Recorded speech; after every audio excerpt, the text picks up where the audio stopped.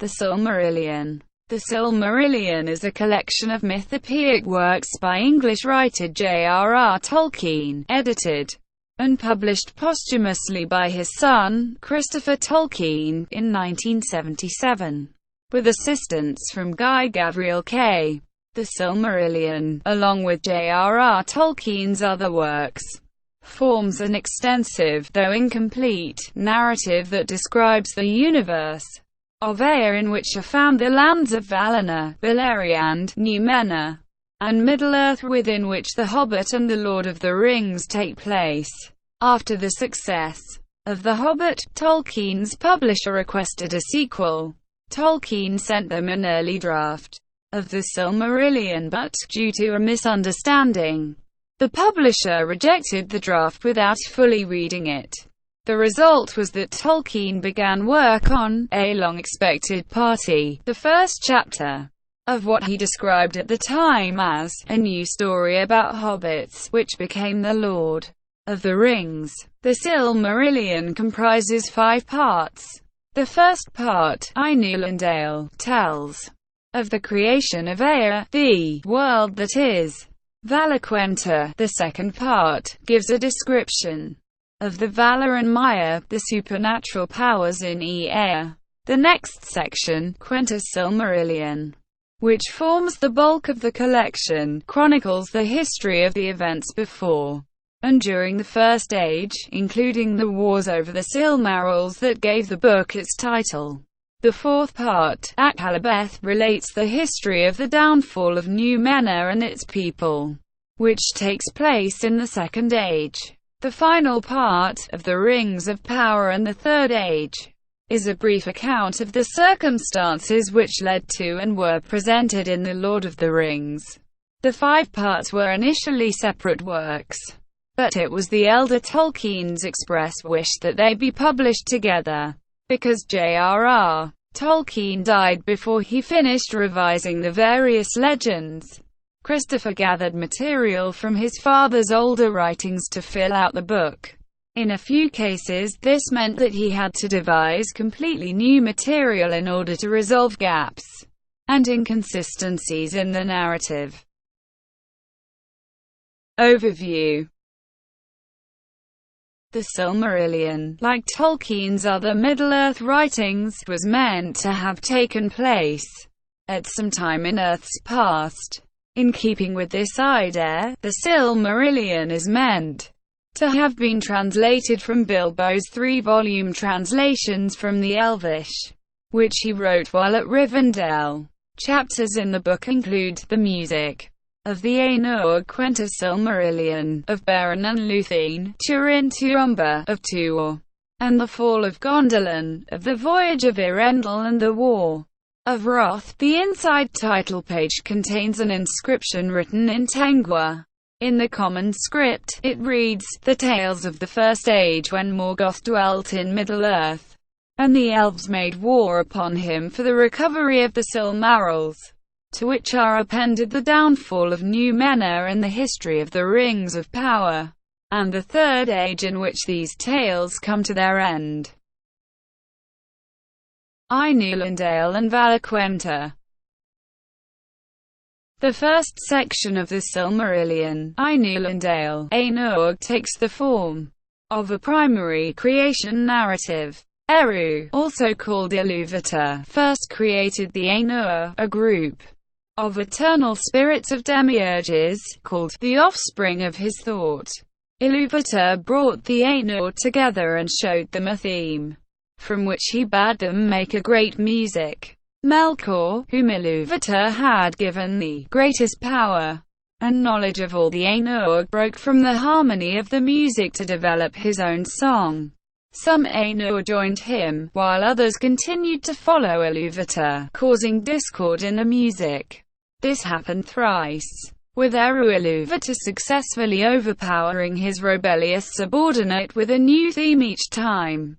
Ilúvatar then stopped the music and showed them a vision of Arda and its peoples. The vision disappeared after a while, and Ilúvatar offered the Ainur a chance to enter into Arda and govern over the new world. Many Ainur descended, taking physical form and becoming bound to that world. The greater Ainur became known as the Valar, while the lesser Ainur were called the Men, while Melkor, who wanted Arda for himself, repeatedly destroyed their work. This went on for thousands of years until, through waves of destruction and creation, the world took shape. Quenta describes Melkor and each of the 14 Valar in detail, as well as a few of the Maiar.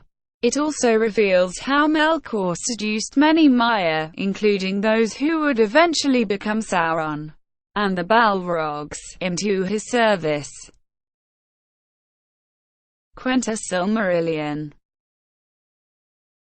Quenta Silmarillion, which makes up the bulk of the book, is a series of interconnected tales set in the First Age that make up the tragic saga of the Three Jewels, the Silmarils.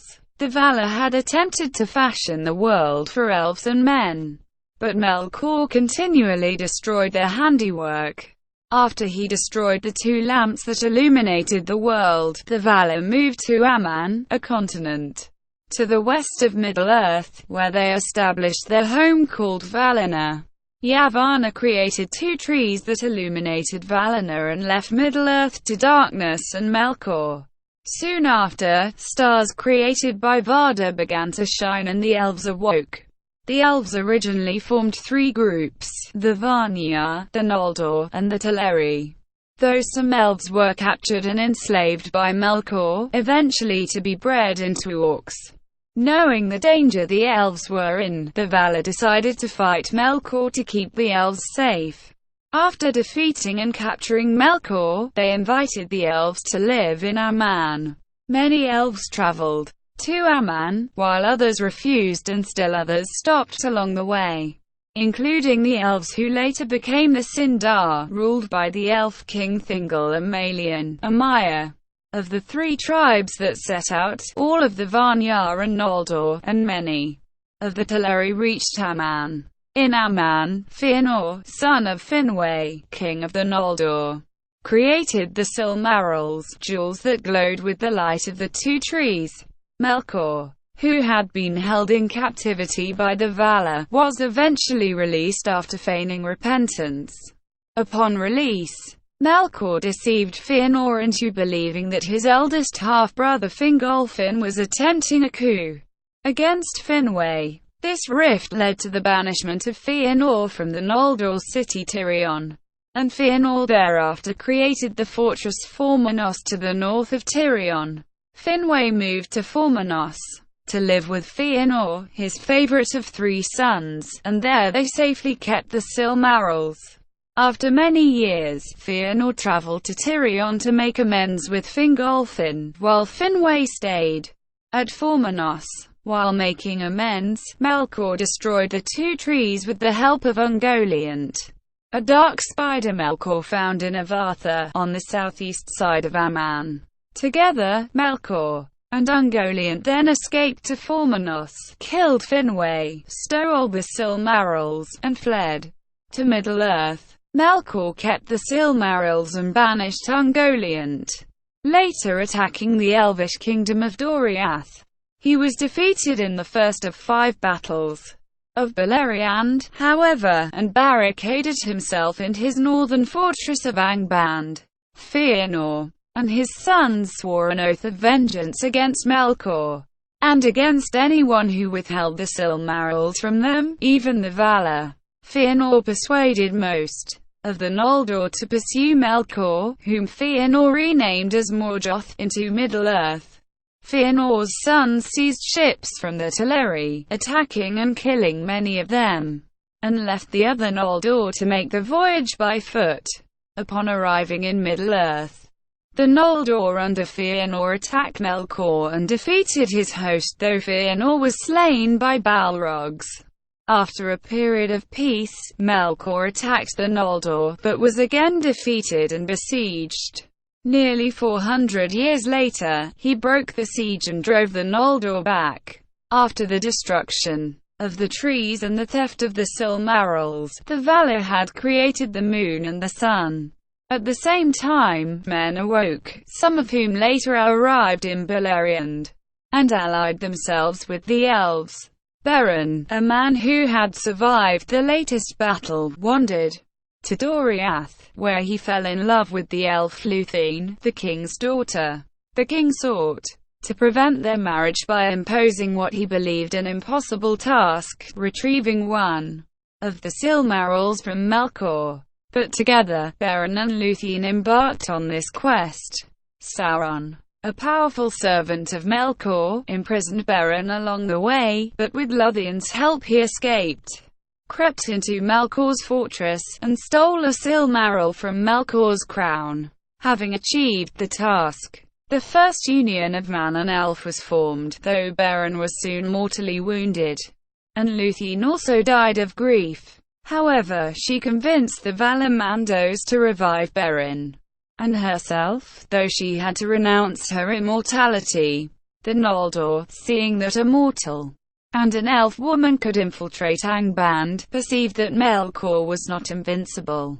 They attacked again with a great army of elves, dwarves and men. But they were deceived by Melkor, who had secretly darkened the hearts of many of the men.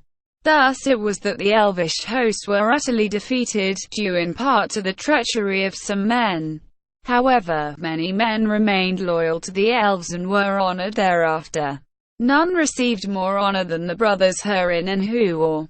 Huor died in battle, but Melkor captured Hurin, and cursed him to watch the downfall of his kin. Hurin's son, Turin Tuumba, was sent to Doriath, leaving his mother and unborn sister behind in his father's kingdom. Turin achieved many great deeds of valor, the greatest being the defeat of the dragon Glaurung. Despite his heroism, however, Turin was plagued by the curse of Melkor, which led him unwittingly to murder his friend Beleriand, to marry and impregnate his sister Nienna, whom he had never met before, and who had lost her memory through Glaurung's enchantment. Before their child was born, the bewitchment was lifted as the dragon lay dying. Nienna, realizing what grew within her, took her own life. Upon learning the truth, Turin threw himself on his sword. Hua's son, Tuor, became involved in the fate of the hidden Noldoran kingdom of Gondolin. He married the elf Hedril, daughter of Turgon, lord of Gondolin. When Gondolin fell, betrayed from within by Maeglin, Tuor saved many of its inhabitants from destruction. All of the elvish kingdoms in Beleriand eventually fell, and the refugees fled to a haven by the sea created by Tuor, the son of Tuor and Idril. Eärendil, the half-elven, was betrothed to Elwing, herself descended from Beren and Lúthien. Elwing brought Eärendil the Silmaril of Beren and Lúthien, and using its light Eärendil travelled across the sea to Aman to seek help from the Valar. The Valar obliged, they attacked and defeated Melkor, completely destroying his fortress Angband, and sinking most of Beleriand, and they expelled Melkor from Arda. This ended the First Age of Middle-earth. The last two Silmarils were taken by Fëanor's surviving sons Maedhros and Maglor. However, Maedhros killed himself by leaping into a fiery chasm with a Silmaril, while Maglor threw his into the sea and spent the rest of his days wandering along the shores of the world, singing his grief. Eärendil and Elwing had two children, Elrond and Elros. As descendants of immortal elves and mortal men, they were given the choice of which lineage to belong to. Elrond chose to belong to the elves, his brother to men. Elros became the first king of Númenor and lived to 500 years old, being given an extended life in return for choosing to be a man. Akallabeth. Akallabeth comprises about 30 pages, and recounts the rise and fall of the island kingdom of Númenor, inhabited by the Dúnedain. After the defeat of Melkor, the Valar gave the island to the three loyal houses of men who had aided the elves in the war against him. Through the favor with the Valar, the Dúnedain were granted wisdom and power, and life more enduring than any other of mortal race had possessed, making them comparable to the High Elves of Aman. Indeed, the Isle of Númenor lay closer to Aman than to Middle-earth, but their power lay in their bliss and their acceptance of mortality. The fall of Númenor came about in large measure through the influence of the corrupted Mayor Sauron, who arose during the Second Age and tried to conquer Middle-earth. The Númenorians moved against Sauron, who saw that he could not defeat them by force, and allowed himself to be taken as a prisoner to Númenor. There he quickly enthralled the king, Ar-Pharazôn, urging him to seek out the immortality that the Valar had apparently denied him, thus nurturing the seeds of envy that the Númenorians had begun to hold against the elves of the West and the Valar. So it was that all the knowledge and power of Númenor was turned towards seeking an avoidance of death, but this only weakened them, and sped the gradual waning of the lifespans to something more similar to that of other men. Sauron urged them to wage war against the Valar themselves to win immortality, and to worship his master Melkor, whom he said could grant them their wish. Ar-Pharazôn created the mightiest army and fleet Númenor had seen, and sailed against Aman. The Valar and elves of Aman, stricken with grief over their betrayal, called on Ilúvatar for help.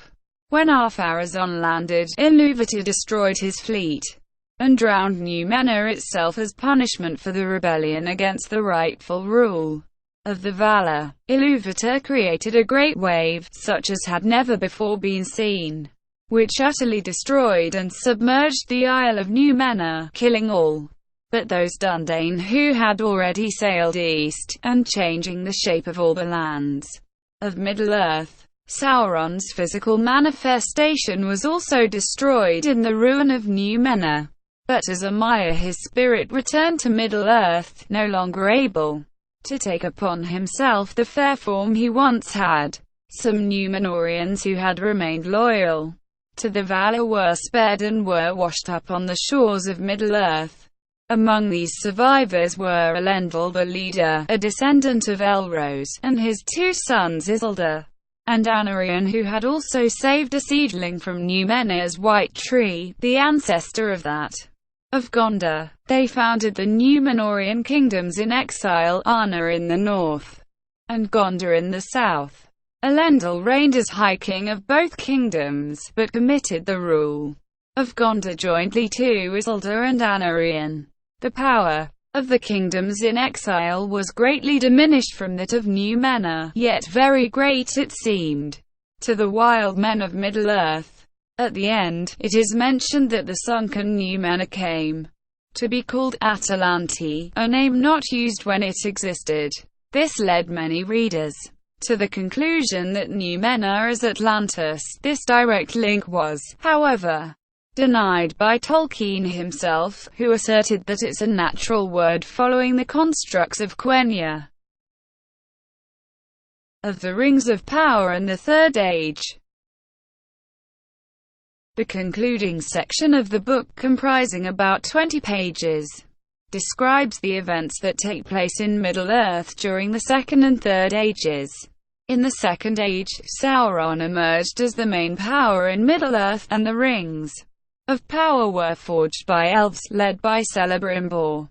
Sauron secretly forged his own ring to control the others, which led to war between the peoples of Middle-earth and Sauron, culminating in the War of the Last Alliance, in which elves and the remaining Númenorians united to defeat Sauron, bringing the Second Age to an end. The Third Age began with the passing of the One Ring to Isildur, who was ambushed at the Gladden Fields shortly afterwards, and lost the ring in the River Anduin. This section also gives a brief overview of the events leading up to and taking place in The Lord of the Rings, including the waning of Gondor, the re-emergence of Sauron, the White Council, Saruman's treachery, and Sauron's final destruction along with the One Ring, after which the Ages of Magic end. development of the text.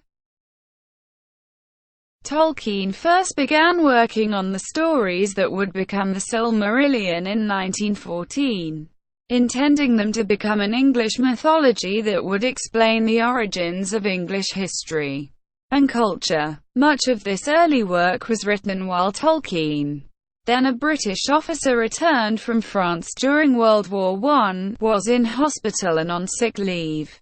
He completed the first story, The Fall of Gondolin, in late 1916. He called his collection of nascent stories the Book of Lost Tales. This became the name for the first 2 volumes of the history of Middle-earth, which include these early texts. The stories employ the narrative device of a mariner named Ariel who finds the island of Tol Eressëa, where the elves live, and the elves tell him their history. However, Tolkien never completed the Book of Lost Tales. He left it to compose the poems, the Lay of Lúthien and the Lay of the Children of Húrin. The first complete version of the Silmarillion was the Sketch of the Mythology, written in 1926. The sketch was a 28-page synopsis written to explain the background of the story of Turin to R. W. Reynolds, a friend to whom Tolkien had sent several of the stories. From the sketch, Tolkien developed a fuller narrative version of the Silmarillion called Quenta Silmarillion. The Quenta Silmarillion was the last version of the Silmarillion that Tolkien completed in 1937, encouraged by the success of The Hobbit. Tolkien submitted to his publisher George Allen an incomplete, but more fully developed version of the Silmarillion called Quenta Silmarillion. But they rejected the work as being obscure and too Celtic. The publisher instead asked Tolkien to write a sequel to The Hobbit. Tolkien began to revise the Silmarillion, but soon turned to the sequel, which became The Lord of the Rings. He renewed work on the Silmarillion after completing The Lord of the Rings, and he greatly desired to publish the 2 works together. But when it became clear that would not be possible, Tolkien turned his full attention to preparing The Lord of the Rings for publication. In the late 1950s, Tolkien returned to the Silmarillion, but much of his writing from this time was concerned more with the theological and philosophical underpinnings of the work than with the narratives themselves. By this time, he had doubts about fundamental aspects of the work that went back to the earliest versions of the stories, and it seems that he felt the need to resolve these problems before he could produce the final version of the Silmarillion. During this time he wrote extensively on such topics as the nature of evil in Arda, the origin of orcs, the customs of the elves, the nature and means of elvish rebirth, and the flat world, and the story of the sun and moon. In any event, with 1 or 2 exceptions, he wrought little change to the narratives during the remaining years of his life. Posthumous publication. For several years after his father's death, Christopher Tolkien compiled a Silmarillion narrative. Christopher's intentions seem to have been mostly to use the latest writings of his father's that he could, and to keep as much internal consistency as possible, though he admitted that a complete consistency was impossible.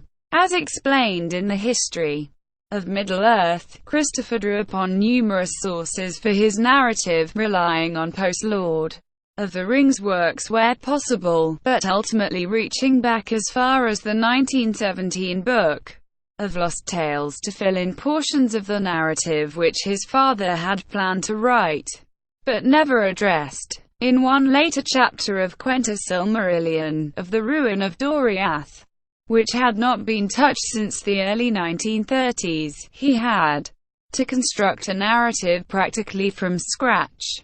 The final result, which included genealogies, maps, an index, and the first ever released Elvish word list, was published in 1977. Because of Christopher's extensive explanations of how he compiled the published work. Much of the Silmarillion has been debated by readers.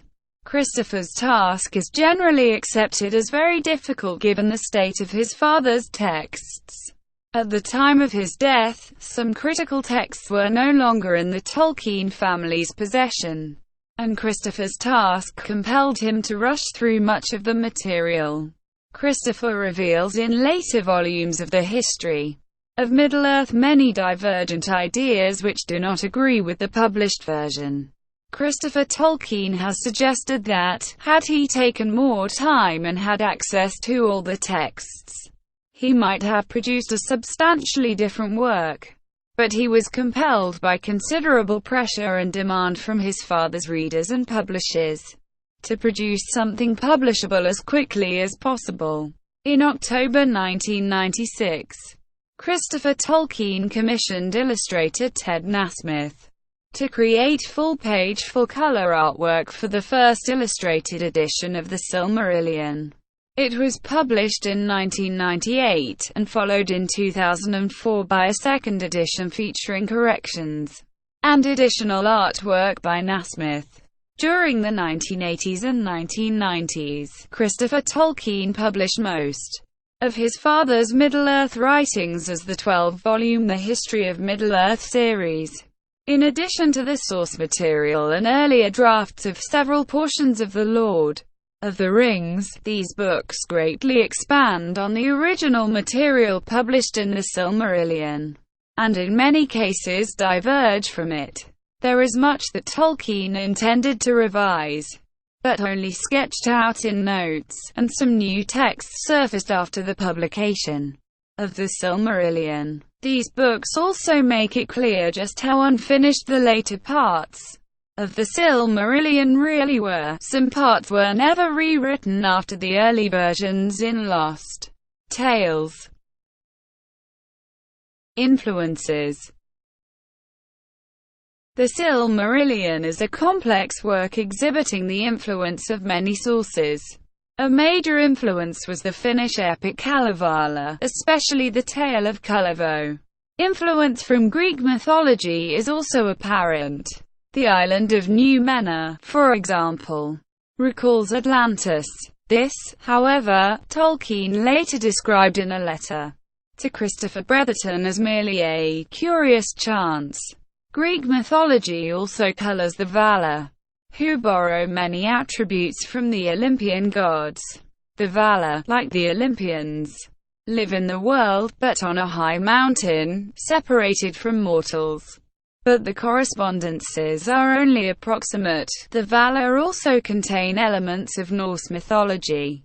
Several of the Valar have characteristics resembling various Aesir, the gods of Asgard. Thor, for example, physically the strongest of the gods, can be seen both in Orome, who fights the monsters of Melkor, and in Tulkas, the physically strongest of the Valar. Manwë, the head of the Valar, exhibits some similarities to Odin, the Allfather.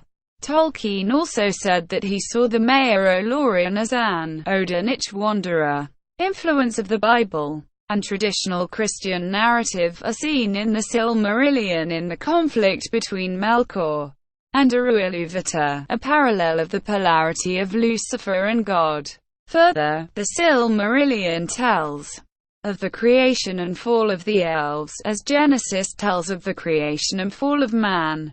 As with all of Tolkien's works, the Silmarillion allows room for later Christian history. And one draft even has Finrod, a character in the Silmarillion, speculating on the necessity of Eris' eventual incarnation to save mankind. Medieval Christian cosmology shows its influence especially in the account of the creation of the universe as the manifestation of a sort of song sung by God with which the angels harmonize until the fallen angel introduces discord. St. Augustine's writings on music, as well as the extensive medieval tradition of the divine harmony, more familiar to us today, and the notion of the music of the spheres, served as basis for this telling of creation.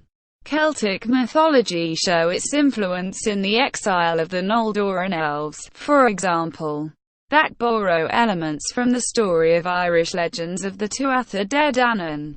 Welsh influence is seen in the Elvish language Sindarin, that Tolkien gave a linguistic character very like British Welsh, because it seems to fit the rather Celtic type of legends and stories told of its speakers.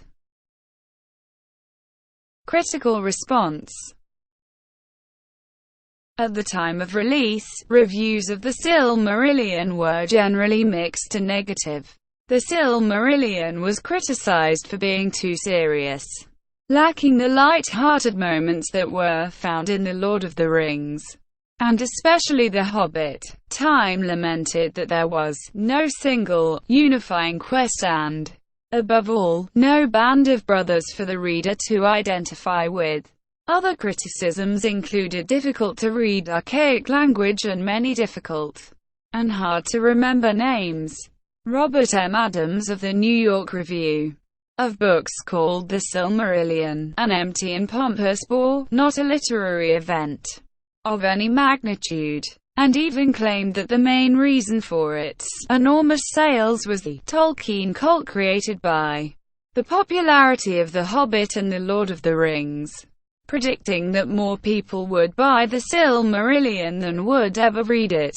The School Library Journal called it only a stillborn postscript to Tolkien's earlier works. Peter Conrad of The New Statesman even went so far as to say that Tolkien can't actually write. Despite these shortcomings, a few reviewers praised the scope of Tolkien's creation. The New York Times Book Review acknowledged that what is finally most moving is the eccentric heroism of Tolkien's attempt. Time described The Silmarillion as majestic, a work held so long and so powerfully in the writer's imagination that it overwhelms the reader. The Hornbook magazine even lauded the remarkable set of legends conceived with imaginative might and told in beautiful language. John Calvin Batchelor, reviewing the book for The Village Voice, lauded the book as a difficult but incontestable masterwork of fantasy and praised the character of Melkor, describing him as a stunning bad guy, whose chief weapon against goodness is his ability to corrupt men by offering them trappings for their vanity. Influence in music. The German drum and bass DJ Mathis Moot released War of Sound in 2003. A clicks and cut side project as M2, which contains spoken word samples from an adaptation of The Silmarillion. The Dutch progressive rock guitarist Jan Akkerman recorded a track called The Silmarillion on his 1977 album Meditation. The British neo-progressive rock band Marillion were formed in Aylesbury, England, in 1979 as Silmarillion, but shortened their name in 1981 to avoid any copyright conflict. The Austrian black metal band Summoning formed in 1993, and have also released numerous concept albums based on this and other works by Tolkien. The German power metal band Blind Guardian released Nightfall in Middle-earth in 1998, a concept album based upon The Silmarillion. The album contains not only songs, but also spoken passages narrating parts of the story. The Irish Celtic metal band Cruachan released a song called The Fall of Gondolin on their 2004 album Pagan. The Australian indie band The Middle East incorporate many elements from The Silmarillion in their song, Beleriand, from their 2009 album The Recordings of the Middle East. Thank you for watching. Please like and subscribe below.